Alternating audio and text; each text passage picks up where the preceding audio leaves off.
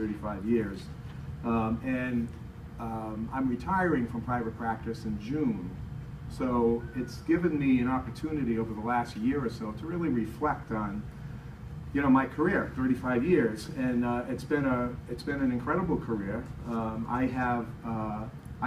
know, since I was 10 years old, I was telling Jeff Bortman last night, I wanted to be nothing but an orthopedic surgeon. And that's what I was driving for, high school, college.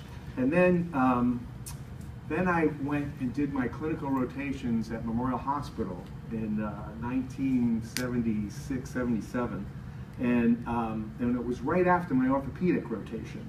And I met a couple of residents, Jim Lenhart, Peter Small, and all of a sudden I saw this orthopedics is not for me. I love this part of becoming the intimate part of people's lives, people's families.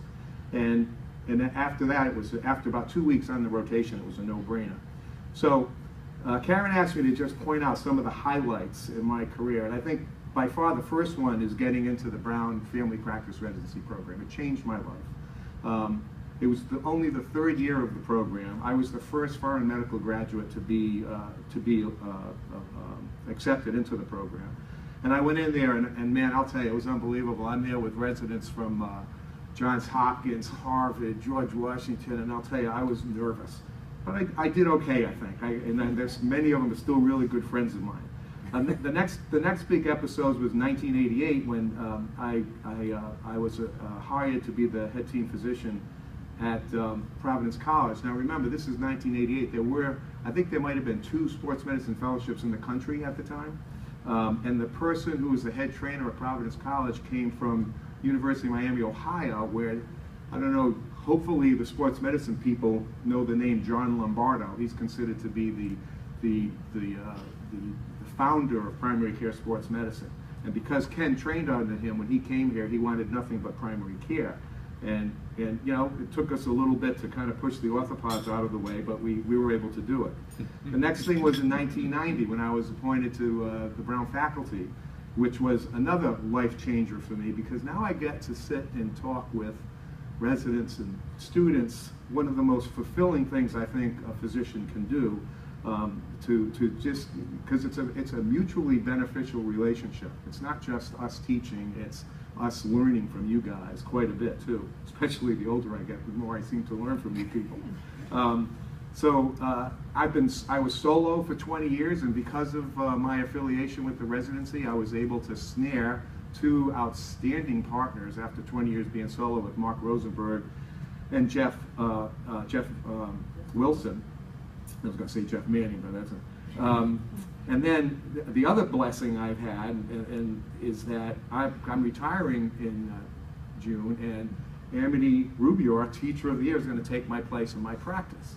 And I can't tell you what that means to me. You know, one of my biggest concerns was who's going to take care of these people that I've known for 35 years, their families, some families 4 generations.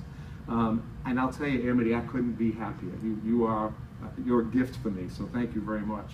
Next one was 1994. There were a bunch of physicians who were very nervous because hospitals were buying up practices, and people weren't cutting it financially in their practice.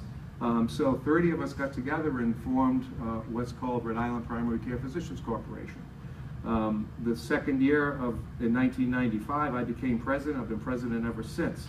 And what we have done is we have very firmly promoted the awareness of family medicine, the quality of family medicine, and also the reimbursement of family medicine, which we all know has been woefully poor, but it is getting better. I'll go fast. Then in 1995, I got the idea, you know, we've got such a great thing, the residents, I've been working with the residents for 5 years, and there's so much interest in sports medicine. They're coming through the clinic at Providence College, and I said, let's get a fellowship going. And got a lot of buy-in from a lot of people. I remember Vince Hunt was all over it when he was there, and Jeff certainly was all over it. The problem was we couldn't get any money. You have to pay a fellow. And finally, in 2000, I think it was 13 or 14, we finally got money from Care New England, and they're continuing to give it to us. And we have a really good sports medicine program.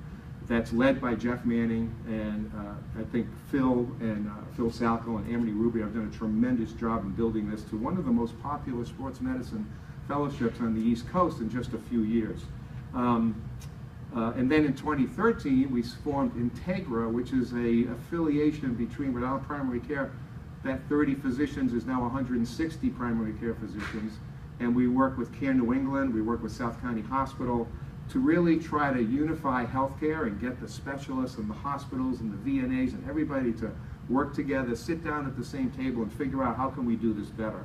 And I'm happy to report it's working. Probably the biggest highlight occurred in 1995. You know, when you do what I do, you know, I get up, I go to meetings before office hours, I go to office hours, I go to meetings after office hours. You have to have a partner who's getting a little emotional, who's special, all right? And I've got a wife that, you know, because of my award today, I'm going to take the liberty of saying my Betsy is wife of the year. She has made my life so much easier. I never get the, oh, where are you? Why are you home so late? It's always, how was your meeting? How was it? Oh, that's interesting. So thank you, honey. You know, you're the best. Last thing, and I promise I'll finish because I know you get nervous. But, you know, I went on Google and I put the definition of family medicine. It came back as a branch of medicine designed to provide basic health care to all members of the family. How boring is that, right? So, and you know, we do so much more than that. And it's so fulfilling. When I talk to my students and residents, and I'm sure some of you in here have heard me say that, I have enjoyed going to work every day of my life. There's nothing I would do differently because it's just such a satisfying thing. And it's been a real issue for me over the last 2 or 3 months when I'm going on what I call my farewell tour. Josh, you know what I'm talking about. Where 22 times a day I'm saying goodbye to these people that I've known for 35 years. So it's at least a warm and fuzzy feeling that I know Amity's taken over because I know she's going to do a great job. But the real highlight overall in family medicine is developing these lasting, caring relationships with patients and their families. You can't even describe it to interns and residents. You have to experience it. It's an amazing thing. The value of what we do goes so far beyond any definition you can articulate. It's all in here. The real answer is our opportunity to truly make a difference in individuals and families' lives. Because what we do is important, it's meaningful, not only to our patients, but to us as individuals. So, leaving private practice is tough. However, I'm still going to stay on as Providence College team physician and still going to work with Integra and Care New England or whatever it's going to be in the future.